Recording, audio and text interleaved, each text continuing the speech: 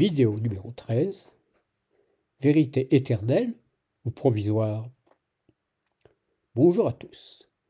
Quelle est la valeur d'une vérité en science? Plaçons-nous dans la situation idéale où il y a consensus sur un énoncé scientifique. Donc vérité universelle en espace, au sens où toute l'humanité la reconnaît. Cette vérité est-elle valable pour toujours? Ou risque-t-elle encore d'évoluer au cours du temps? Il est important pour les non-scientifiques que nous posions cette question de façon claire et y apportions une réponse tout aussi précise.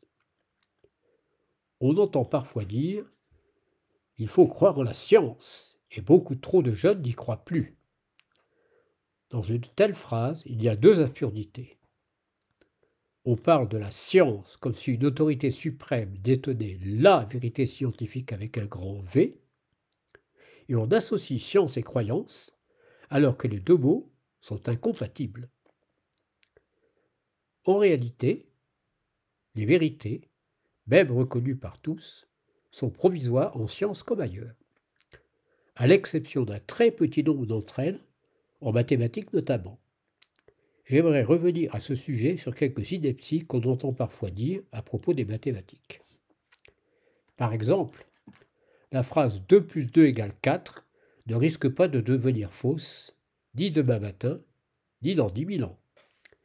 Certains se sont amusés à écrire que ce n'est pas toujours vrai en jouant sur les mots, en disant par exemple que dans l'anneau des entiers modulo 3, on a 2 plus 2 égale 1.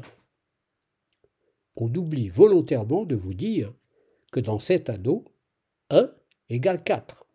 Donc 2 plus 2 égale 1 ne contredit pas 2 plus 2 égale 4. De la même façon, à une certaine époque, il était à la mode de dire que la géométrie euclidienne était dépassée, car Riemann et Lobachevsky avaient contredit Euclide. Évidemment, cela n'a aucun sens. Les trois géométries sont tout aussi justes. Simplement, elles ne décrivent pas le même espace.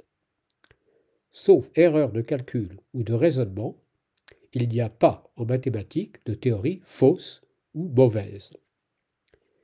Dans toutes les sciences autres que les mathématiques, la notion de vérité est complètement différente. En science, un énoncé est vrai s'il représente la réalité. Et là, les choses se gâtent immédiatement.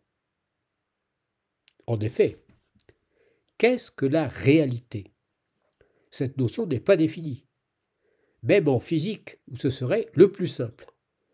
Si elle ne l'est pas, c'est tout simplement parce qu'elle ne peut pas l'être.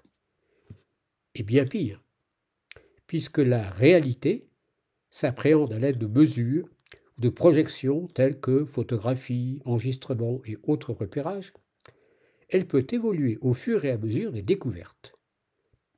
Pour décrire le même phénomène, lorsque la science progresse, on prend en compte de plus en plus de facteurs, de dimensions ou de paramètres. Voilà pourquoi, même en science, il n'y a pas de vérité éternelle. Il n'y a donc pas lieu de croire en la science, mais plutôt d'en associer les enseignements toujours provisoires pour essayer de comprendre le monde et d'utiliser ces ressources de façon positive pour améliorer l'existence de nos semblables d'aujourd'hui ou de demain. Pour ceux d'hier, c'est malheureusement trop tard, et le regretter n'y changera rien.